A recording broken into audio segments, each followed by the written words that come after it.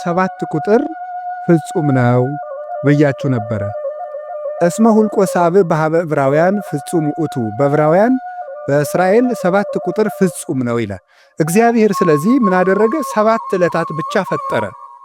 ለምንድን ነው እግዚአብሔር 7 ዕለት ብቻ የፈጠረው ስትሉ 7ቱ ቀኖች ፍጹም ናቸው ለማለት ነው።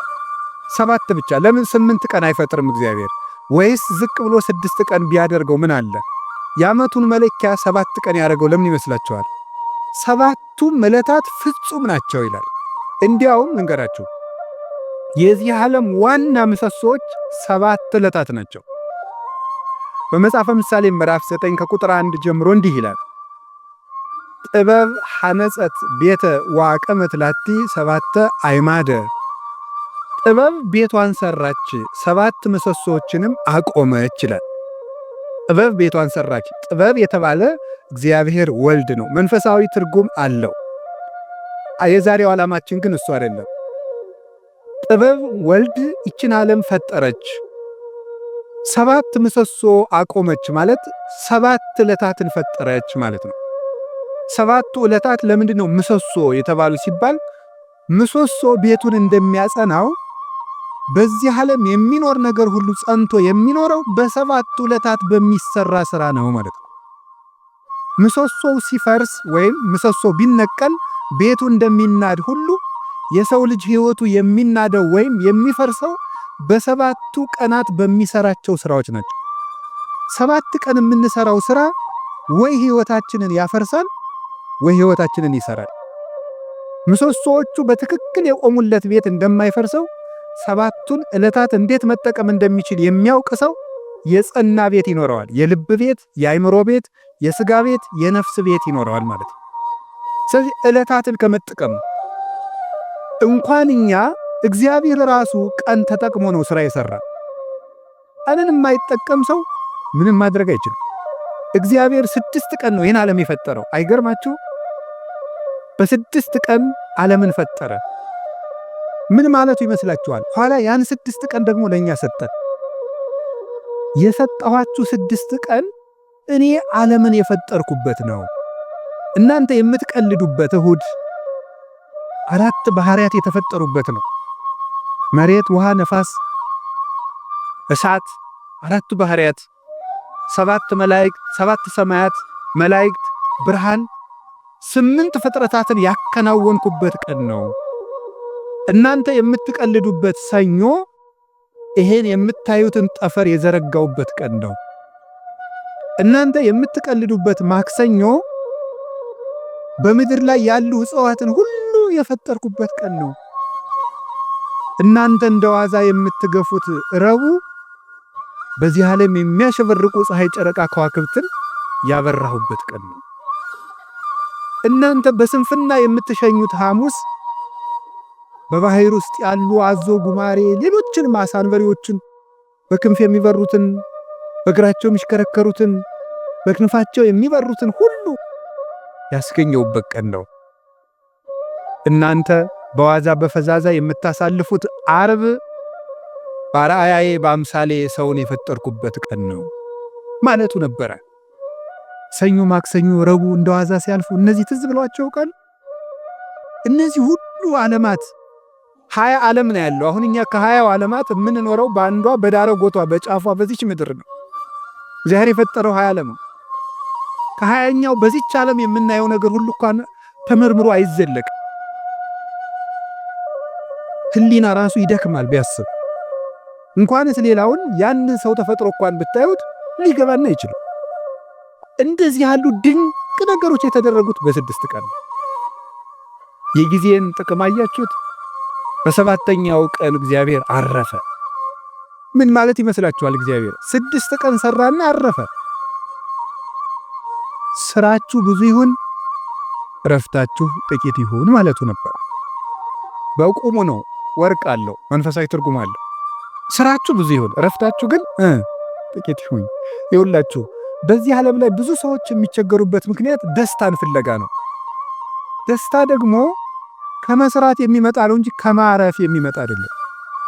ሐዘን ከየት ይወለዳል ካላችሁ ከረፍት ብዛት ነው። የኃጢአት ምንጮች የሚባሉት መብል፣ መጠጥ፣ የረፍት ብዛት እንቅልፍ ናቸው። ስለዚህ እረፍት የሚያበዙ ሰዎች ምንጊዜም ሕይወታቸው ሐዘንተኛ ነው። የእንቅልፍ ብዛት የተቦጫጨቀ ልብስ ያስለብሳል ይላል ሰሎሞን። ድሃ ያረጋል ማለት ነው ብዙ የምትተኛ ከሆነ። የእንቅልፍ ብዛት መጽሐፍ ቅዱስ ነው ያለው፣ የተቦጫጨቀ ልብስ ያስለብሳል። ጊዜን ባለመጠቀማችን ምክንያት አይ ጊዜ የሰጣቸው እና ያገሌ ሀብታሙ ነው ምናምን ቢባል የድንቁርና ጉዳይ። በጊዜ ያለመጠቀማችን እንዴት እንደሚጎዳን ተመልከቱ። እስቲ ርዕሳችን ምንድን ነው? እስቲ በሉ ምን አላችሁኝ? ጊዜ ለምን? እግዚአብሔር በጊዜ ዓለምን ምን አደረገበት አልኳችሁ? ፈጠረ፣ ዓለምን አጸናበት። ጊዜ ምሰሶ ነው። ጊዜ መፍጠሪያ ነው። የሌለን ነገር ማምጫ ነው። ጊዜውን የሚጠቀም ሰው የሌለ ነገር ያመጣል። እግዚአብሔር በጊዜ የሌለን ነገር አመጣ። ሰማይ አልነበረ፣ ምድር አልነበረ። የሌለንን ነገር ማምጣት ከፈለጋችሁ ጊዜያችሁን ተጠቀሙ። ጊዜ ላይ የሚቀልድ ሰው ምኞቱን ታቅፎ ይሞታል እንጂ ምንም አያመጣ። ጊዜ ነው የሌለውን ያመጣ። እግዚአብሔር በጊዜ ለክቶ የምሕረት ቀጠሮ ሰጠ። በኖህ ዘመን 120 ዓመት ሰጠው አለ። 100ውን ቀለዱ፣ በ20 አጠፋቸው። 20ውን ትቶ አጠፋቸው። በኖህ ዘመን የነበሩ ሰዎችን 120 ሰጣቸው። 20ው ሲቀር ንስሐ እንገባለን ሲሉ 100 ሳያልቅ ጨረሳቸው። ጊዜን ካልተጠቀምክበት ብሰጥህም አትጠቀምበት ብሎ ወሰዳቸው። ዛሬ ለምን ይመስላችኋል የምንቀሰፈው? እግዚአብሔር ጊዜ ሰጠ፣ አልተጠቀምንበትም። ስለዚህ እየቀነሰ ይወስደናል ማለት ነው። በሰጠን ጊዜ ካልተጠቀም ከእድሜያችን ቀንሶ ያነሳናል። እማያፈራለትን ዛፍ በጓሮ የሚንከባከብ ገበሬ ጅል ማን አለ? የላው የባስ በጠፈጠፉ እየተንጠፈጠፈ ሌሎችን አዝመራዎች እንዲያጠፋቸው ነው። ይልቁን በጊዜ መቁረጥ ነው። ስለዚህ እግዚአብሔር ይቆርጣል። የማያፈራውን ፍሬ የማያፈራውን ዛፍ ከሱ ይቆርጡታል ብሎ ነግሮታል። ወይወዲሁ ውስተ እሳተ ገሃነም፣ በእሳት ያቃጥሉታል። ምን ፍሬ የማያፈራውን ቅርንጫፍ። አነ ውእቱ ሐረገ ወይን ዘጽድቅ ወአንትሙ አይጹቹ ንበሩ በየ ወአነብክሙ፣ እኔ የወይን ሐረግ ነኝ፣ እናንተ ደግሞ ቅርንጫፎች ናችሁ። በእኔ ኑሩ፣ እኔም በእናንተ እኖራለሁ። ፍሬ አፍሩ፣ ካላፈራችሁ ትቆርጣላችሁ አለ። እግዚአብሔር በጊዜ ምሕረት ሰጠ፣ በጊዜ ያልተጠቀሙትን ደግሞ አጠፋቸው። እግዚአብሔር ለመወለድ 5500 ዘመን ቀጠረ። 5500 ዘመን ሲፈጸም ተወለደበት። ዋመ በጽሐ ጊዜሁ ፈኖ እግዚአብሔር ወልዶ ዋሂደ ወተወልደ እምብእሲት። የዘመን ፍጻሜ በደረሰ ጊዜ እግዚአብሔር ተቀዳሚ ተከታይ የሌለ ልጁን ውረድ ተወለድ ሙት ተሰቀል ብሎ ለኩነተ ሥጋ ወደዚህ ዓለም ላከው። ንዕድ ክብርት ከምትሆን ከመቤታችንም ተወለደ ይላል። ጊዜው በደረሰ ጊዜ በጊዜ እግዚአብሔር ተወለደ። በጊዜ ዓለምን ፈጠረ፣ በጊዜ ቀጠረ፣ በጊዜ ሱባዔ አስቆጠረ፣ በጊዜ ትንቢት አናገረ።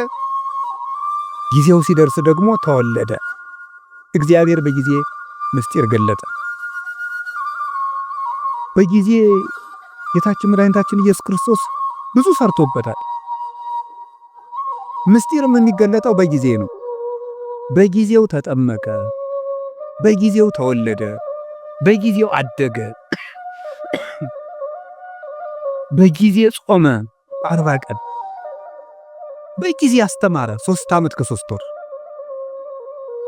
በጊዜ ምስጢሩን ገለጠ። በደብረ ታቦር እንኳን ብርሃን ከገለጠላቸው በኋላ እንዳትናገሩ እስካሜት ፈጸም በጊዜው፣ ጊዜው እስኪደርስ ድረስ በትንሣኤ ልቡናችሁ ቀንቶላችሁ ምስጢር ተከናውኖላችሁ በሀብተ መንፈስ ቅዱስ ተሰርታችሁ እስክትናገሩት ድረስ ቆዩ አላቸው።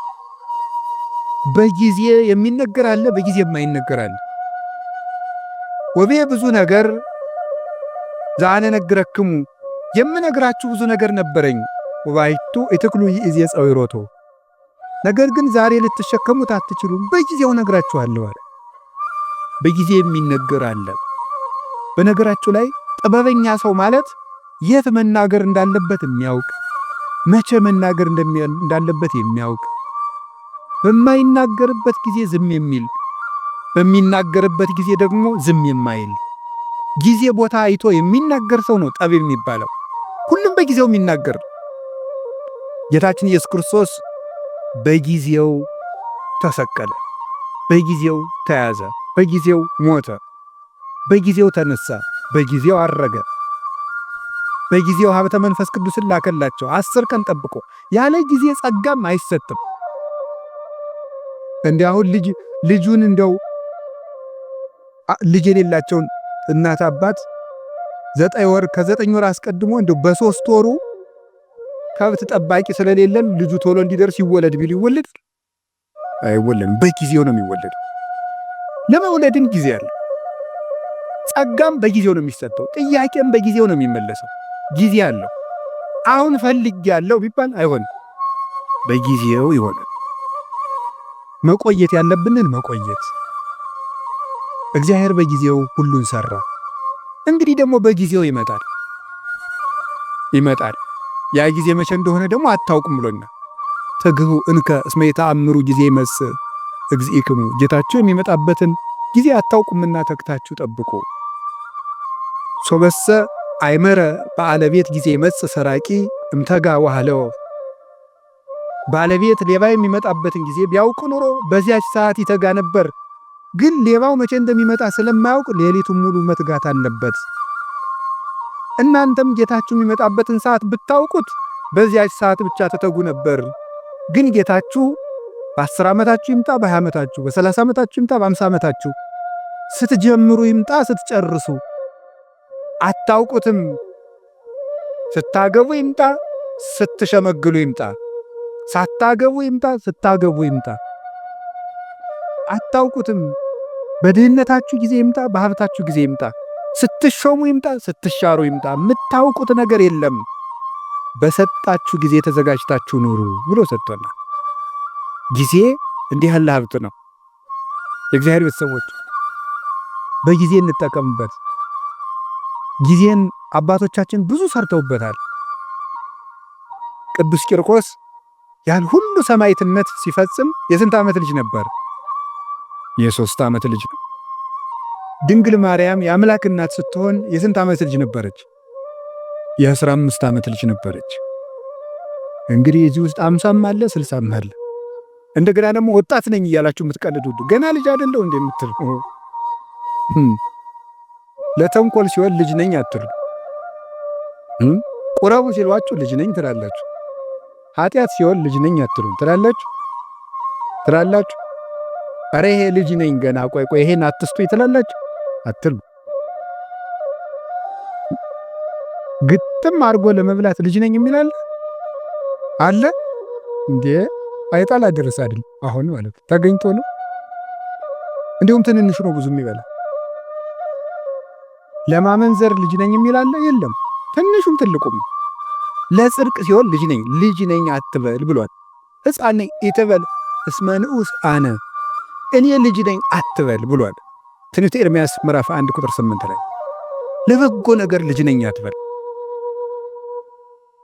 ስለዚህ የእግዚአብሔር ቤተሰቦች ቅዱስ ጊዮርጊስ 4 ጊዜ ሞቶ ሲነሳ ያ ሁሉ ሰማዕትነት ሲፈጽም ጠቅላላ ዕድሜው 27 ዓመት። በጊዜ አባቶቻችን ተጠቀሙበት። በቀኝ የተሰቀለው ወንበዴ መንግሥተ ሰማያትን የወረሳት በ3 ሰዓት ዝግጅት ነው። ለተጠቀመበት ሰው 3 ሰዓት መንግሥተ ሰማያትን ያስገኛል። አብሮ የቆመው ሰው ደግሞ በዚያው ሲኦልን አግኝቷል እድሜ ዘመኑ። አንድ ቀን የሰማ ሰው ዘኬዎስ ተመልሶ ጊዜውን ተጠቅሞ መንግሥተ ሰማያት ገብቷል። 3 ዓመት አብሮ የቆየው ይሁዳ ጊዜውን መቀለጃ ስላደረገው ከክርስቶስ መንግሥት ውጭ ሆኗል። በጊዜ የሚቀልል ሰው ይሁዳ ጊዜውን እንደ ድል መጠቀም ሲገባው መተናኮያ ያደረገው ምን አደረገ መሰላችሁ? ክርስቶስን እኔ እሸጠዋለሁ አለ። እሸጥና እሱ እንደለመደ በታምራቱ ያመልጣል። ከዚያ በኋላ ደግሞ እኔ መመልሼ ገንዘቤን በልቼ መምሬ ብዬ ከሱ ጋር ታሪክ እቀጥላለሁ አለ። ጊዜው ግን መሽቶ ነበር። ክርስቶስ ተያዘ። ደርሷላ። ሲሰርቅ የነበረበት ጊዜ አለቀ። በቃ አለ። እግዚአብሔር መቅረዚቱን አጠፋት። ከዚያስ ምን አደረገ ደግሞ? ጌታ ከማረጉ በፊት ከመሞቱ በፊት እኔ ተቀድሜ ሙቼ ሲኦል ቆየዋለሁ፣ ነፍሳትን ሲያወጣ ያወጣኛል አለ። አይ ይሁዳ አልፏል። እሱ መች ምን አደረገ ጌታ? የለም ይሁዳ ዛሬም አትሞትም ብሎ ግንባሩ ተፈጥፍጦ ቆይ፣ ሆዱ ተዘርግፎ ቆይ። ከዛ ምን አደረገ ጌታ? ሲያርግ አንተ ያሰቀልከው ሰው እኮ አረገ አሉት። እኔን ሳያወጣኝ ብሎ ደንግጦ እወጣለሁ ሲል ከመቃኑ ላይ ከደጃፍ ወይም ከበሩ ላይ ግንባሩ ተፈጥፍጦ ሞተ ይላል። ምን አድርጎ ስትሉኝ በጊዜ ቀልዶ የእግዚአብሔር የምሕረት ጊዜው አብቅቶ በቃይ ብሎ እግዚአብሔር ታገሰው። 3 ዓመት ቻለው። አብሮት እየዋለ ሙዳየ ምጽዋቱን እየሰረቀ ማይምረ ኅቡዓት ክርስቶስ አብሮት እያለ እየሰረቀ የሚያውቀውን ጌታ እንዳላዋቂ መጥቶ አብሮት በሐከረቢ መምህር ደህና ዋልክ እያለ የልቡን በልቡ እያደረገ 3 ዓመት ቻለው። በቃኝ ያለ እግዚአብሔር ቸርነትን ላልተጠቀመበት መዓት ይታዘዝለታል። እግዚአብሔር ጊዜ የሚሰጠው ለቸርነት ነው። የተአምርኑ ከመሳይሉ ለእግዚአብሔር ኪያከ ያገርህ ሀበ ንስሐ። የእግዚአብሔር ቸርነቱ አንተን ወደ ንስሐ እንዲመራህ አታውቅምን ይላል ቅዱስ ጳውሎስ ሮሜ ምዕራፍ 2 ላይ ሲናገር። የእግዚአብሔር ቸርነት እኮ የምሕረት ዕድል ነው፣ መጥፊያ አልነበረም። ሲራክም ይተወስክ ኃጢአተ በዲበ ኃጢአት እንዘ ትብል መሐሪ ውእቱ እግዚአብሔር። እግዚአብሔር ይቅር ባይ ነው፣ እግዚአብሔር ቸር ነው፣ እግዚአብሔር መሐሪ ነው እያልክ በኃጢአት ላይ ኃጢአትን አትጨምር ይላል። እና ጊዜ ብዙ ነገር ተሰርቶበታል። ርዕሳችን ምንድነው? ንገሩኝ እንጂ ጊዜ ለምን? እሺ 1 2 3 ነጥቦችን ልናገርና ብፁዕ አባታችን እንዲያስተምሩን ብለቅ ይሻላል። ጊዜ ለምን በሉ እስቲ። እንግዲህ እግዚአብሔር በጊዜ ፈጠረ። እስቲ በጊዜ ፈጠረ በሉ። በጊዜ መጣ፣ በጊዜ ሞተ፣ በጊዜ ተነሳ፣ በጊዜ አረገ፣ በጊዜ መንፈስ ቅዱስን ላከ። እሺ በጊዜ ይመጣል በሉ። በጊዜ ምን ይላል?